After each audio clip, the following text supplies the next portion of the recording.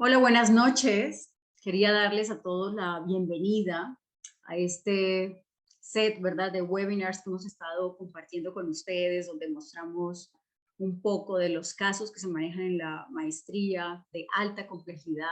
El día de hoy vamos a ver casos quirúrgicos, un caso trabajado con microtornillos también, un shelf mandibular, además de otro caso muy interesante que tiene una combinación de caninos ectópicos, ¿no?, y de problemas de apiñamiento muy severo. Espero que disfruten mucho esta presentación que los residentes han preparado con tanto profesionalismo, ¿no?, y con tanta entrega. Y por favor, siéntanse completamente libres de en el chat poder poner sus preguntas. Estamos más que dispuestos a contestarlas y a compartir un poquito más de nuestra experiencia. Y si alguien también del público quiere compartir algo, una experiencia diferente, otra técnica quirúrgica, otra forma de poder haber tratado a alguno de estos pacientes, estamos muy abiertos a conversar sobre el tema. Entonces, sin más por el momento, los quiero dejar con la doctora Gabriela García para que nos comparta su presentación de su caso quirúrgico del día de hoy.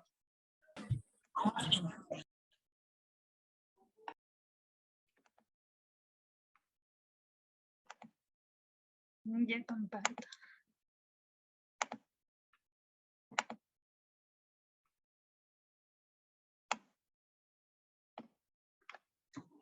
Ahí está. Ya. Buenas noches, es un placer estar compartiendo con ustedes este caso clínico. Mi nombre es Gabriela García, yo soy residente del primer año del Centro de Estudios de Ortodoncia. Les hablaré esta noche sobre el tratamiento en pacientes adultos clase 3, tratados con mini implantes extraalveolares.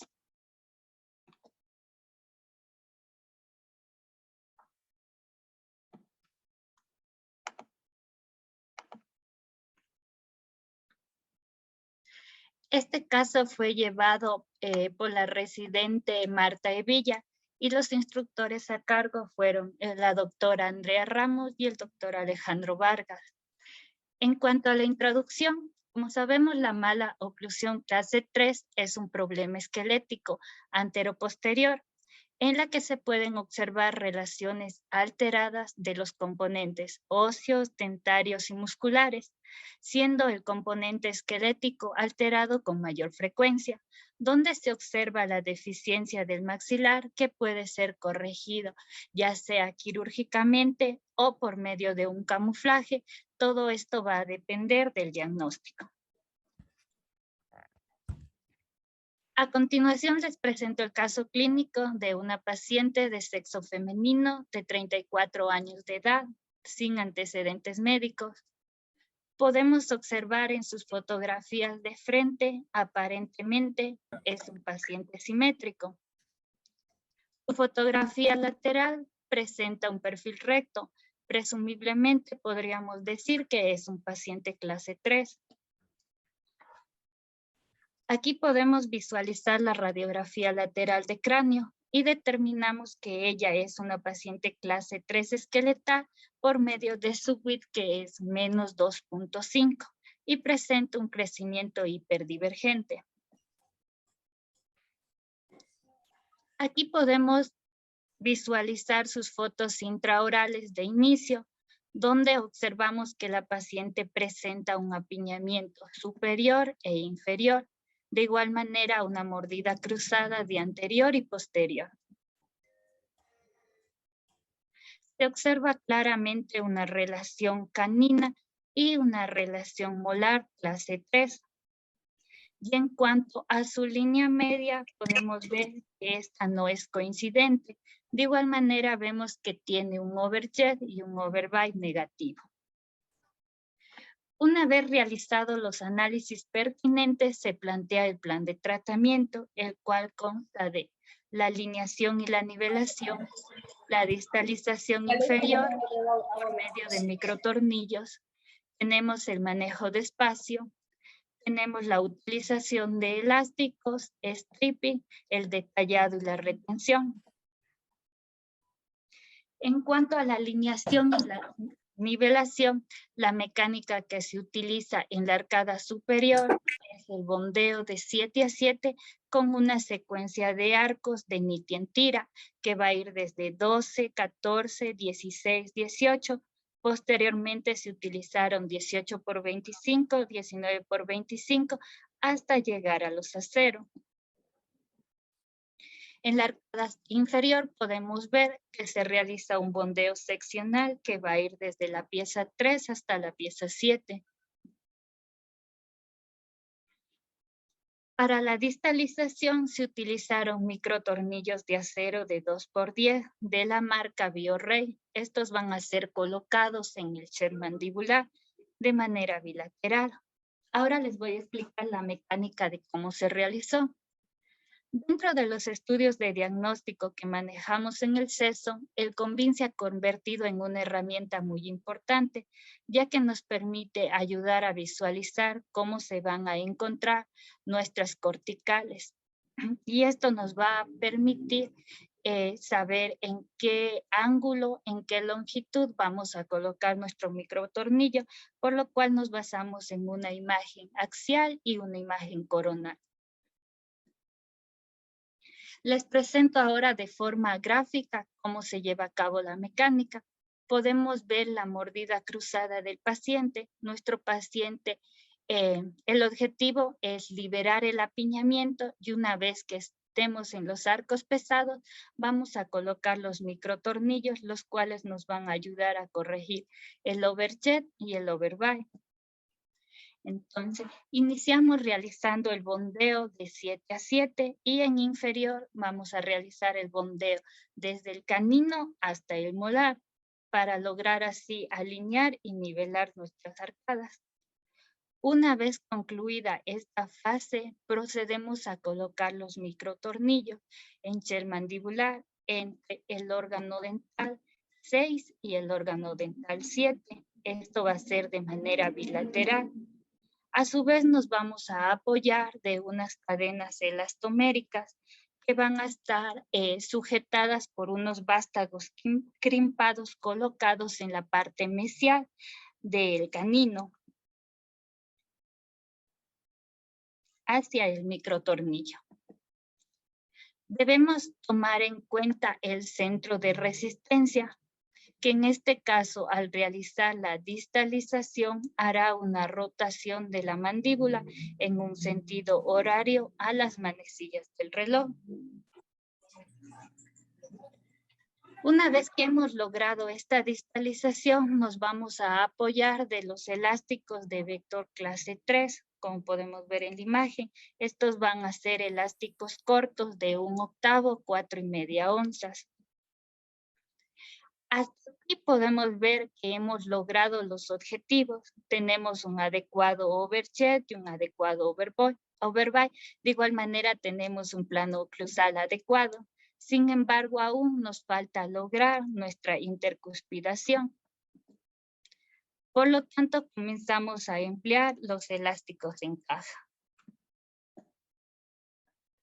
Doctora, te voy a interrumpir un segundo para comentar algo que también es importante.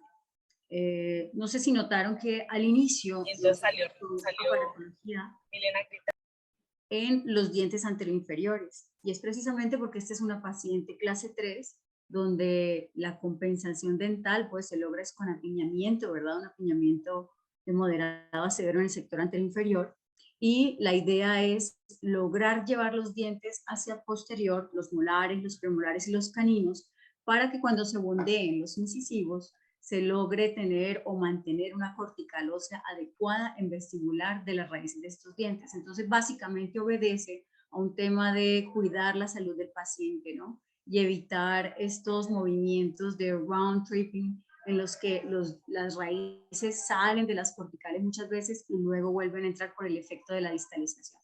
Entonces, esa parte es como muy importante porque es como el objetivo, ¿verdad? Cuidar al paciente para que los tejidos estén perfectamente bien a largo plazo. Ya. Aquí podemos observar un adecuado engranaje y la correcta oclusión funcional de nuestro paciente. Así.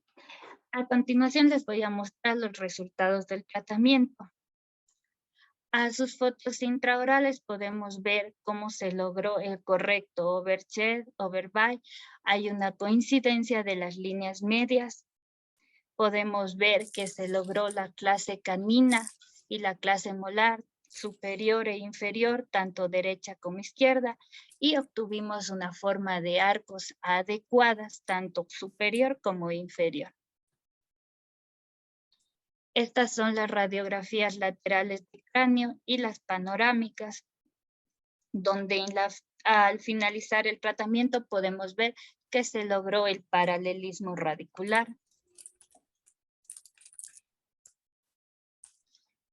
Tenemos la sobreimposición craneofacial, donde observamos que no hay cambios a nivel esqueletal, ya que el paciente había concluido su crecimiento. Pero observamos cambios a nivel de los tejidos blandos, a la altura del labio inferior y del mentón, donde hubo la rotación de la mandíbula en un sentido horario. De igual manera podemos ver la retroinclinación de los incisivos inferiores y visualizamos la distalización del molar. Los retenedores que se indicaron a este paciente fueron un fijo de 2 a 2 en superior y de 3 a 3 en inferior, más un termo formado en la parte superior y un circunferencial en la parte inferior. Aquí podemos ver las imágenes de inicio y final y vemos que fue un tratamiento bastante exitoso. Y se lograron los resultados esperados con la paciente trabajando transversalmente, llenando así los corredores bucales, a la vez que logramos una sonrisa más juvenil, por lo que el paciente logra expresar mayor proporción de sus incisivos. Y eso sería todo. Gracias. Y aquí les dejo las redes sociales del Centro de Estudios Superiores de Ortodoncia. Doctora, yo quisiera que nos enseñara la foto donde se ve el arco de sonrisa con el fondo oscuro. Es la que sigue. Esta me encanta porque se nota, ¿no? Se percibe de manera excelente cómo se logró el arco de sonrisa, ¿no? Cómo las alturas de los dientes coinciden perfectamente y esto le genera al paciente una estética muy, muy importante. Creo que esta paciente tuvo un cambio espectacular de inicio a fin, pues gracias al trabajo de los residentes y de los instructores a cargo. Muchas gracias, doctora, por la presentación. Si hay preguntas o algo, puede ser ahorita o al final. Aquí veo en el chat que te felicitan mucho. Y pues veo que no hay más preguntas de momento. Si no hay, entonces vamos a pasar con la doctora Dulce Umaña, que nos va a hablar de un caso también muy especial, un caso que está asociado a síndromes. Entonces, adelante, doctora. Muy buenas noches tengan cada uno de ustedes. Hoy tengo la oportunidad de estar presentando este webinar, ya que estos webinars son de mucho conocimiento. Soy residente del segundo año de la maestría de ortodoncia y ortopedia maxilofacial. Este caso fue manejado por la residente Claudia Robleto, que fue alumna del Centro de Estudios Superiores y fue también llevado a cabo por el instructor, el doctor Jordán Sol. Este es un póster que también nosotros fuimos a presentar a un congreso. Entonces, una paciente, le voy a dar un resumen porque posteriormente le voy a explicar detalladamente cada una de las facetas que se realizaron en esta paciente. Entonces, es una paciente de sexo femenino de 12 años de edad, clase 2 esqueletal. Ella presentaba también un crecimiento hiperdivergente. Y una de las características muy importantes, y es en las características que nos vamos a enfocar, que ella presentaba una mordida abierta completa bilateral. Uno de los datos que son los datos más relevantes de esta paciente es que a la paciente se le realizó una glossectomía a los 8 meses de edad, ya que ella cuando nació presentaba macroglosia. Además de eso, ella presentaba lo que es un síndrome que se llama síndrome de Beckwith-Wiedemann. Entonces yo aquí les coloqué el código QR para que puedan ver más información sobre este síndrome, pero además yo les voy a explicar en qué consiste este síndrome. Este es un síndrome de crecimiento que afecta a muchas partes del cuerpo. Es un crecimiento anormal que se va a dar en una persona. También puede presentar lo que es hemihiperplasia. Cuando estamos hablando de hemihiperplasia, estamos hablando que a la persona le va a crecer una parte más que del otro lado. Además, este es un síndrome que no es común. Es un síndrome que se va a dar prácticamente en una de cada 11,000 recién nacidos, o sea que es muy poca la probabilidad que una persona le va a dar este síndrome. Entonces, los bebés que son afectados son considerados más grandes de lo normal y continúan creciendo y aumentando su peso a un ritmo inusual durante la infancia. Además, una de las características que la paciente presentaba, ¿verdad? Como les mencionaba, una de las características clínicas es que este síndrome afectó a la paciente en lo que era macroglossia, que presentaba una lengua más grande que lo normal. Pero esta fue tratada cuando ella estaba pequeña. Además, este síndrome tiene origen genético. La mayoría de los pacientes que lo presentan son esporádicos y esto se va a dar en un único grupo familiar, va a tener alteraciones genéticas. Especialmente esto va a afectar a los genes 11 y al gen 15. La probabilidad que sea de origen hereditario es muy baja. Entonces vamos a empezar a hablar de lo que presenta la paciente, que es mordida abierta. Entonces, según Carabelli, según diferentes autores, según diferente literatura, nosotros vamos a encontrar una variedad de definición de lo que es la mordida abierta. Otras definiciones que nosotros también podemos encontrar que es simplemente lo que es la disminución de la sobremordida vertical a la que nosotros llamamos normal. Sin embargo, la mayoría de veces estas mordidas abiertas pueden estar asociadas a funciones en las etapas del desarrollo, afectando también lo que es la parte transversal del maxilar. Sabemos bien que si la lengua también no está en una correcta posición, esta nos puede provocar factores en nuestros pacientes, en las personas, ya que uno de los factores que puede provocar una mala posición de la lengua puede ser una proinclinación de los dientes. Y así también la falta de lo que es el desarrollo vertical en un paciente. Es muy importante que nosotros también sepamos cuál es la etiología de las mordidas abiertas. Una de las etiologías es de carácter de variación de erupción dental. Como bien se sabe, ¿verdad? Hay un cambio de lo que es los dientes temporales a los dientes permanentes. Entonces, en esta fase que se da este cambio, podemos tener algún tipo de interferencia que nos pueda provocar lo que es un punto de contacto prematuro, y este punto de contacto prematuro puede que nos abra la mordida. Entonces, todo esto va a ser, se va a caracterizar como una mordida transitoria, mientras se está dando lo que es el cambio dental. Además, vamos a tener lo que es el poco crecimiento alveolar, los hábitos. Tenemos hábitos que son tan sencillos en los que podemos encontrar el uso prolongado del biberón, que también es uno de los hábitos que también tenemos que tener en cuenta. Otro de los hábitos que pueda presentar es el chupeteo de dedo, ¿verdad? Entonces, ¿esto qué nos pueden provocar? Nos puede provocar que haya un colapso maxilar, que se pueda profundizar lo que es el maxilar.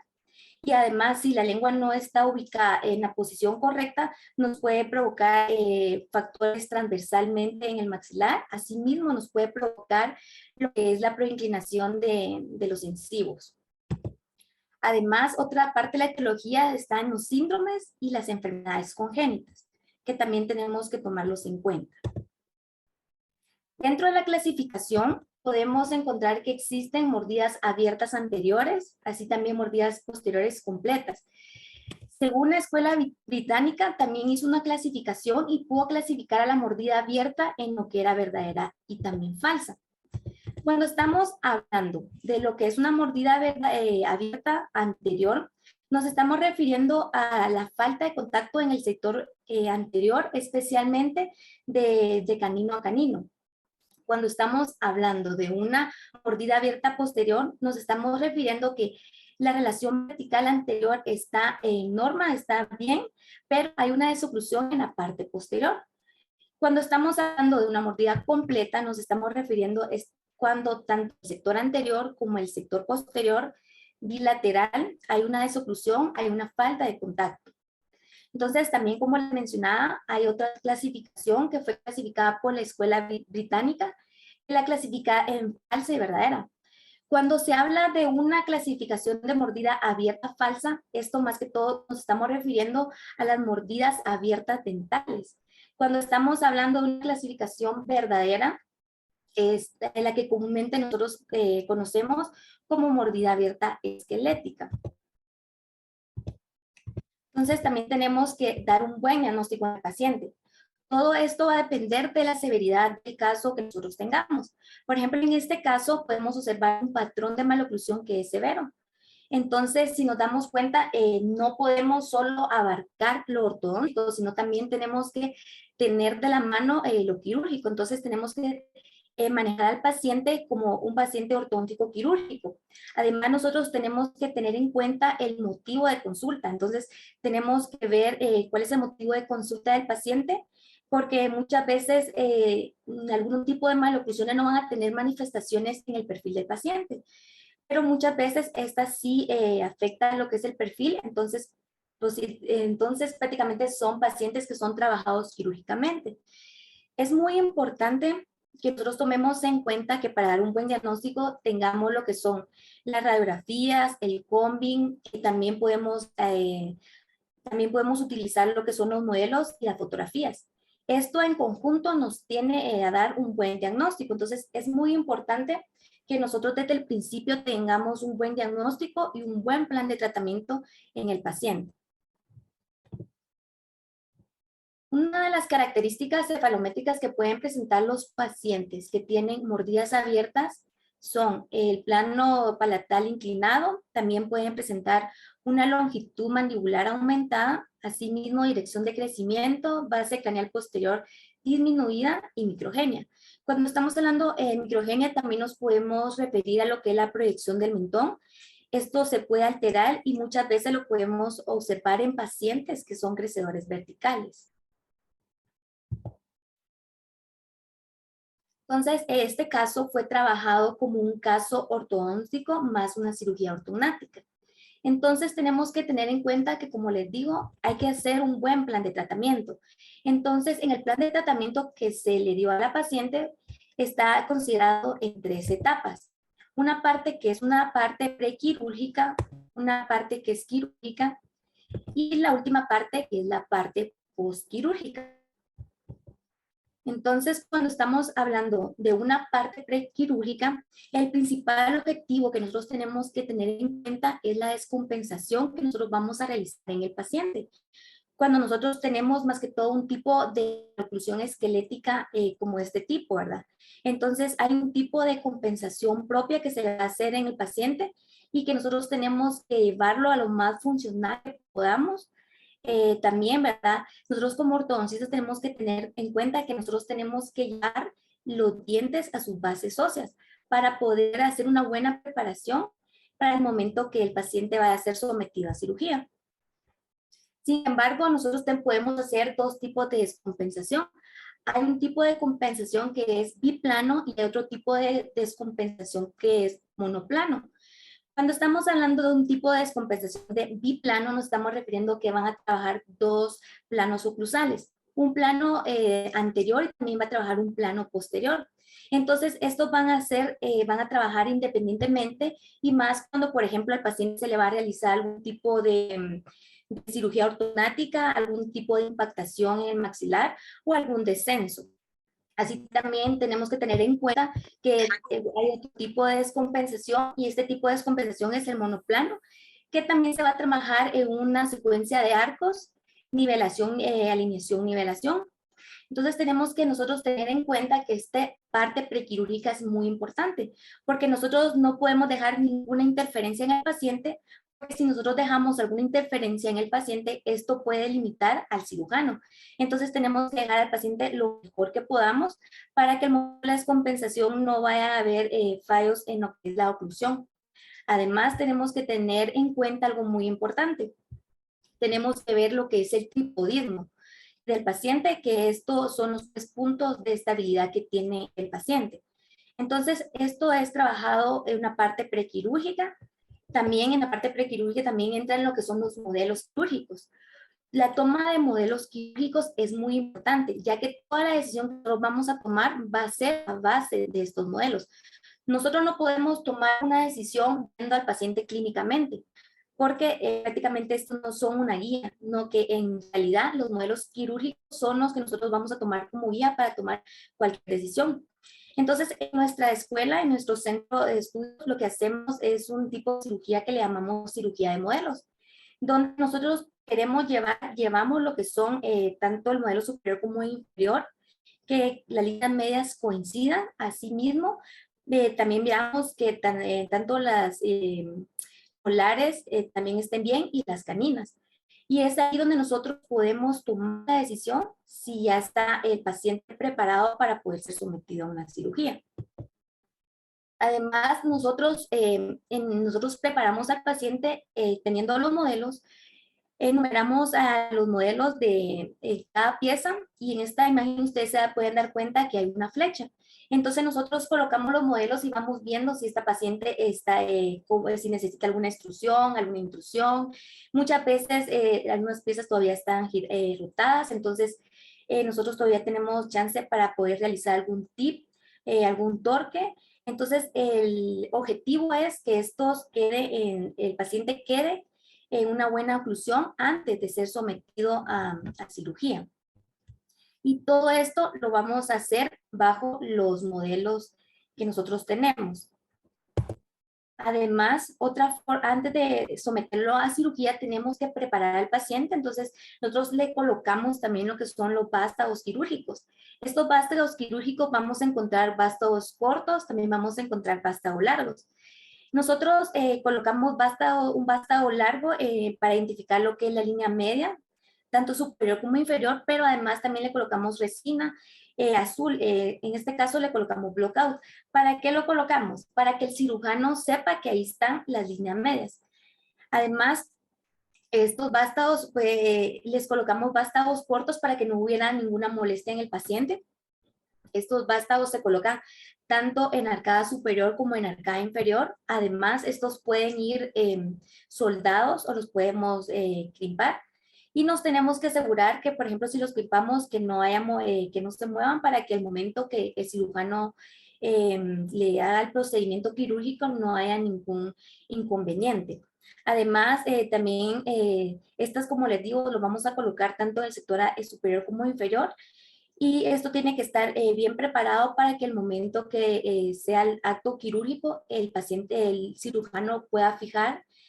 Y además estos vástagos sirven para el momento de colocar los elásticos, que también el uso del elástico postoperatorio es muy importante en el paciente.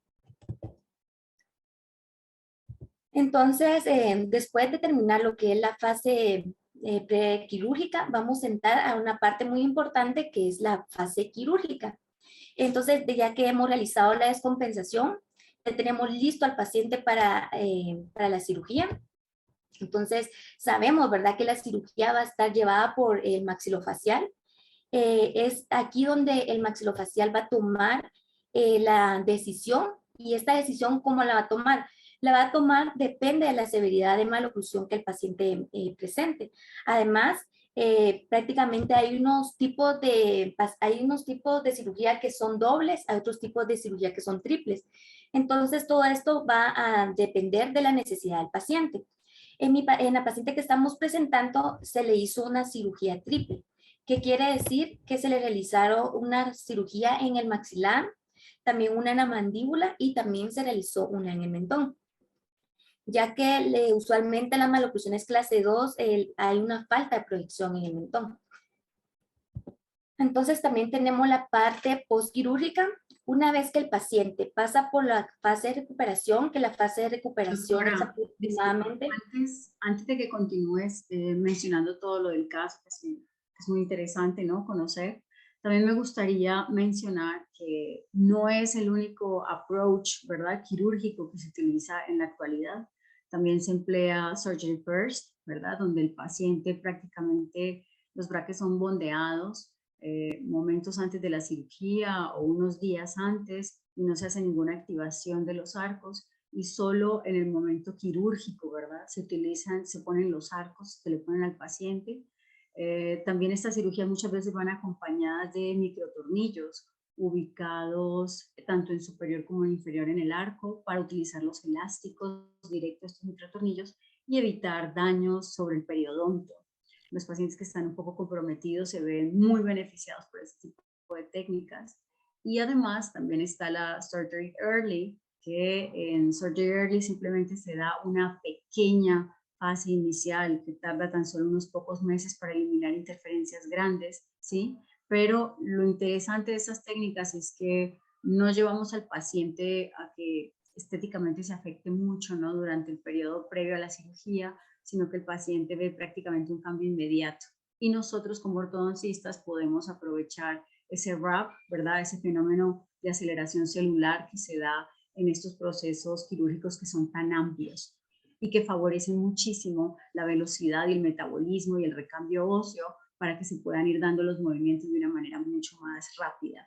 Estos pacientes generalmente tienen un uso de guía, de la guía quirúrgica, de la férula quirúrgica, perdón, por un par de semanas solamente, y prácticamente las citas y los controles que les hacen los ortodoncistas son cada 2 semanas para poder ir haciendo cambios de arcos y poder aprovechar ese wrap.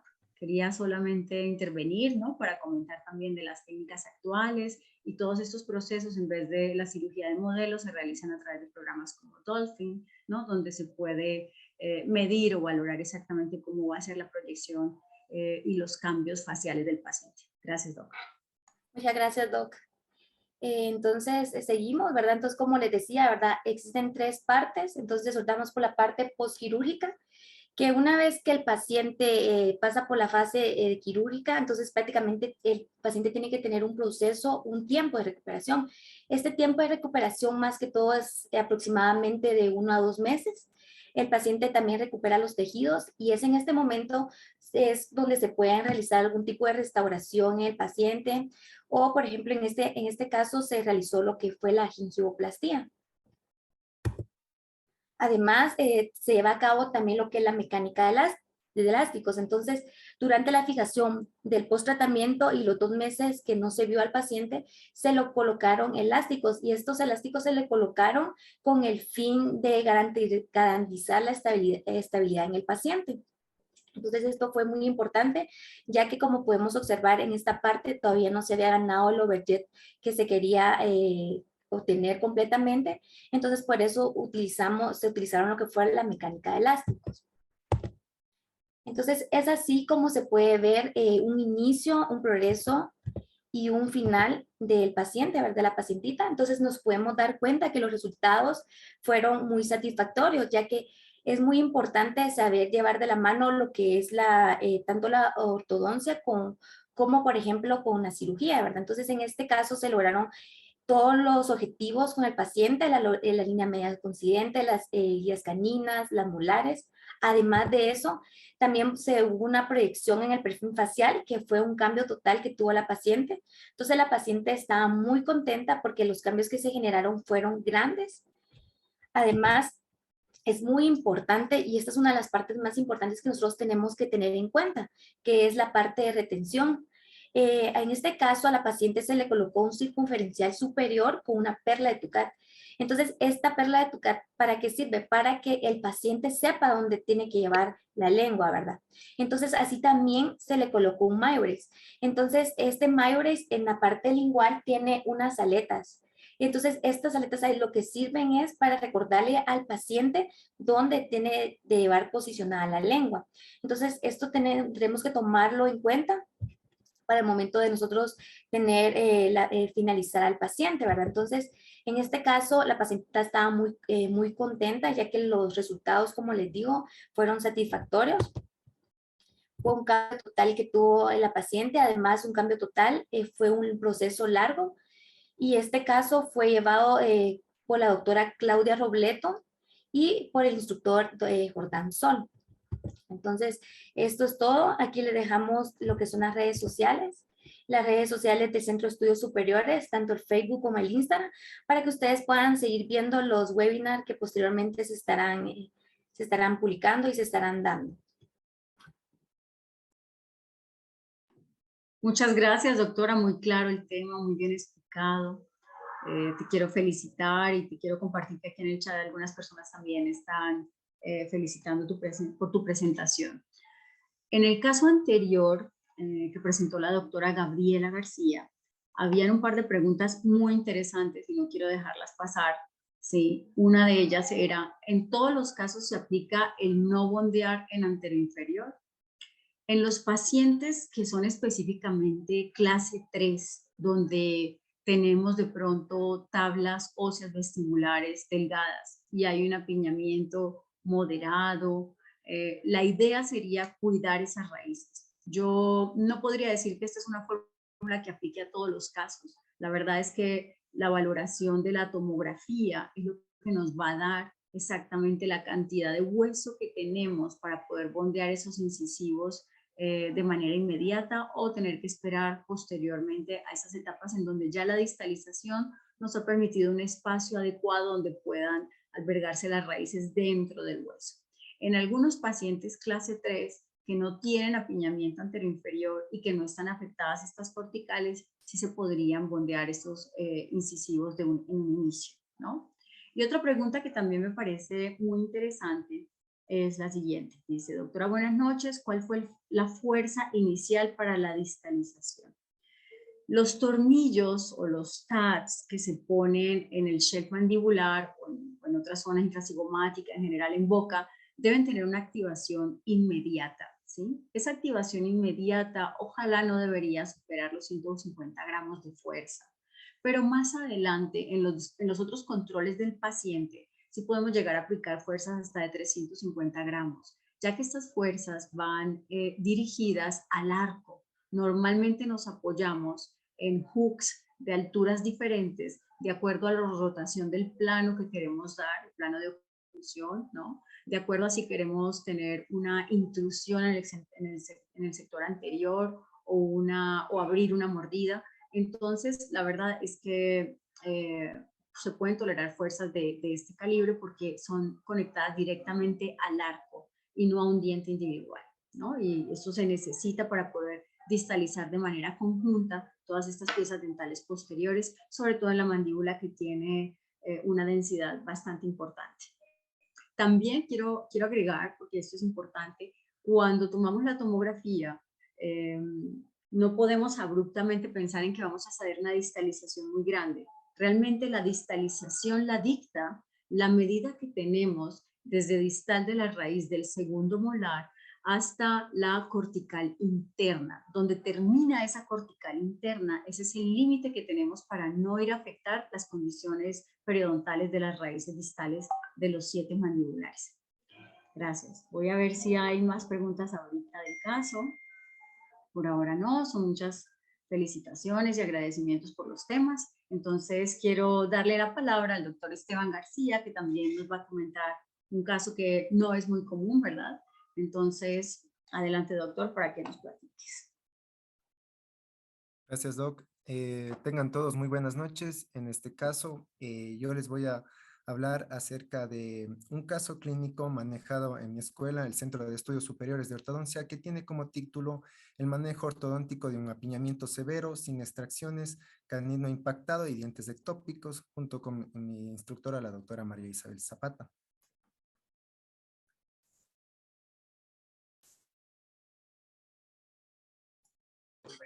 Bueno, aquí les presento lo que es el póster que presentamos en un congreso y el manejo de este caso que fue por la doctora Natalie Pantoja bajo la instrucción de la doctora María Isabel Zapata, en donde vamos a ir desglosando cómo se fue y se llevó a cabo este tratamiento.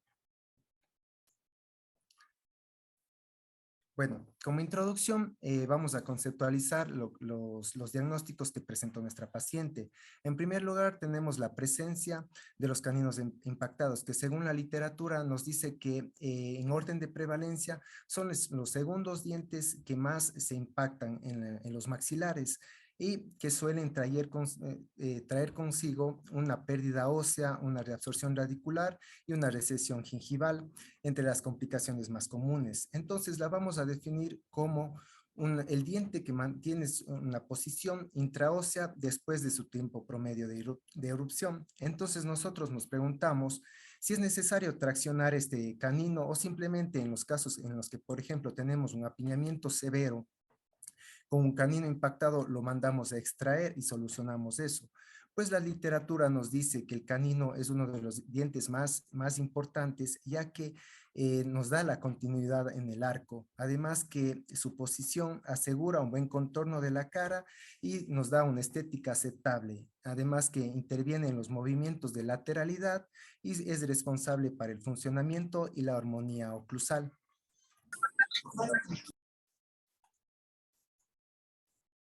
Entonces, ¿cuáles son las causas? Bueno, nos numeran algunas. Dentro de esas tenemos las localizadas, en donde se encuentra la discrepancia del tamaño del diente en relación con el arco dental.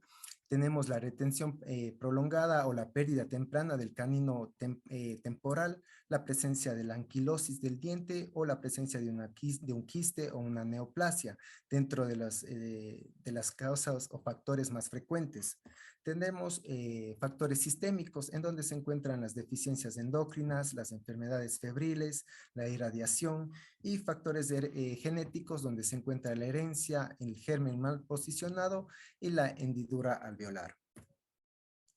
Pues en nuestra paciente, aquí observamos imágenes tomadas de la tomografía y de la imagen oclusal superior, en donde podemos ver justamente cuál fue la causa del canino impactado, que fue justamente la discrepancia del tamaño que hubo entre el tamaño del diente, como lo observamos en la parte de acá, y la longitud del arco, y además la retención prolongada del canino temporal.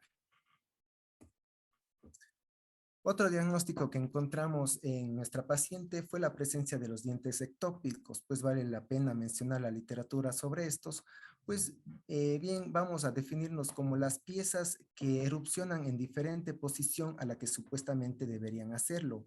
Y nos preguntamos cuáles son las causas de estos. Igual, pues la literatura las menciona como factores genéticos o incluso también la presencia de tumores, quistes, odontomas, dientes supernumerarios o también la presencia de un canino temporal, como se presentó en el caso de nuestra paciente.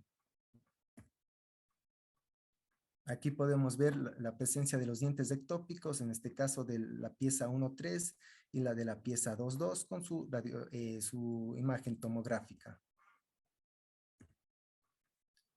Y justamente les quiero hablar un poco sobre la tomografía computarizada de ascónico, una herramienta muy esencial ahora que, de acuerdo a la literatura, un diagnóstico adecuado y temprano que obtengamos con esto nos va a resultar en un exitoso tratamiento tanto para el paciente como para nosotros. Aquí les presento algunos de los muchos artículos que podemos encontrar en donde nos habla justamente de la importancia de la tomografía en el diagnóstico de una paciente. Mucho se habla de de la radiación, o muchos temen en cuanto a esto, pues estudios realizados han descubierto que justamente 0.18 milisieverts, que es la unidad de radiación que recibe una persona al realizarse una tomografía, es lo mismo que recibe la radiación por parte de la luz solar una persona en 22 días. Es por eso que comparado a lo que esa persona recibe en contacto con el sol, a lo comparado con lo que nosotros recibimos durante una tomografía, es casi mínima, por lo que no nos impediría para realizarnos una tomografía, en el caso diagnóstico de esto y de muchos otros casos. De hecho, doctor, te interrumpo un segundo para comentarte eso, que es un dato muy interesante, y es lo siguiente. La verdad es que una tomografía que se toma no con alta definición, sino con baja media, puede tener exactamente la misma cantidad de radiación que tiene una panorámica. Así que ya no es excusa hoy en día para decir que no vamos a hacer este tipo de estudio, porque la verdad es que nos provee información fundamental de la parte articular, de las vías aéreas, de las corticales, y en casos como esto, por ejemplo, ya es mandatorio. Gracias, doctor. Es todo, muchas gracias. Y otra ventaja justamente es lo que nos permite observar imágenes en 3D a comparación de lo que observamos en una radiografía panorámica, como tenemos en la imagen en la izquierda de nuestras pantallas. Si es que nosotros tenemos este caso y diagnosticamos únicamente con la radiografía panorámica, como se puede observar en la parte de acá, tenemos a nuestro canino, pero no sabemos justamente la trayectoria que éste tiene y justamente la presencia o no, si está interfiriendo en la raíz de un diente. Es por eso que la tomografía nos va a ayudar a resolver ese tipo de situaciones. Por ejemplo, tenemos aquí una tomografía, la imagen tomográfica de nuestra paciente, en donde en un corte sagital podemos observar la dirección que tiene el canino y el lateral, como se observa que tiene su raíz completa. Entonces, eso nos diagnosticó que el diente lateral no se encuentra con ningún compromiso y el diente canino tiene otra dirección. Pues bien, ahora les presento a nuestra paciente. Paciente de sexo femenino de 12 años de edad, en donde podemos observar sus fotos de frente con sonrisa, sin sonrisa y de perfil, en donde se observa una paciente mesofacial con un perfil convexo y en donde podemos observar que la línea media facial está coincidente con la línea media dental superior. En su fotografía de perfil, en donde le hicimos su respectivo análisis de radiografía lateral, determinamos que es una paciente clase 2 esqueletal con un crecimiento hiperdivergente. En sus fotografías intraorales de frente, lado derecho y lado izquierdo, observamos que su línea media facial está coincidente con su línea media dental superior, no así con la inferior, pues esta se encuentra desviada 0.5 milímetros a la derecha. En sus, en sus fotografías laterales podemos observar una relación clase 1 molar bilateral, mientras que las clases caninas no son determinadas debido justamente a la erupción ectópica de la pieza 1.3 y a la ausencia de la pieza 2.3, y además del overjet y el overbite disminuidos que presenta la paciente. En sus fotografías oclusales superior e inferior podemos observar en el maxilar superior un maxilar estrecho con un apiñamiento severo, mientras que en el maxilar inferior observamos un apiñamiento moderado. Como lo había mencionado ya, los dientes ectópicos 1.3 y 2.2 y la ausencia de la pieza 2.3. Y cabe mencionar que también la paciente presentó un hábito de empuje lingual. Esta es la radiografía panorámica de inicio de nuestra paciente, en donde observamos 27 dientes presentes, la presencia de un diente decido, en este caso de la pieza 63, que es este de acá, la impactación del canino, justamente este, y 4 molares permanentes en formación.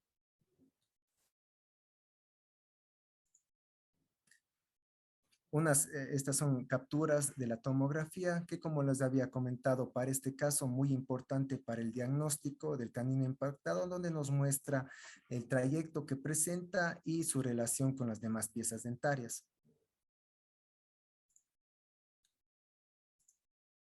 Bueno, una vez analizados todos sus estudios, nos planteamos los objetivos para llevar a cabo su tratamiento, los cuales fueron desarrollar el desarrollo transversal del maxilar, obtener una guía de erupción, obtener una clase 1 canina bilateral, corrección del apiñamiento maxilomandibular, corrección del overjet, corrección del overbite, de líneas medias, corregir el hábito y lograr una correcta intercuspidación.